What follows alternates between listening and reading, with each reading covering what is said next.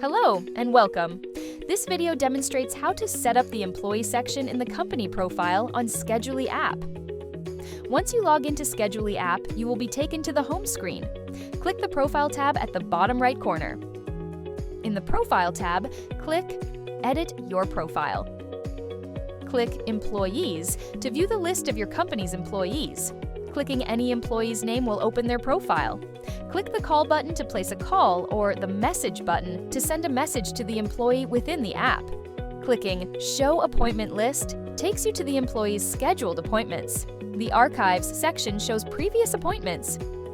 You can delete any employee by clicking on the Delete icon. And that's all for this video.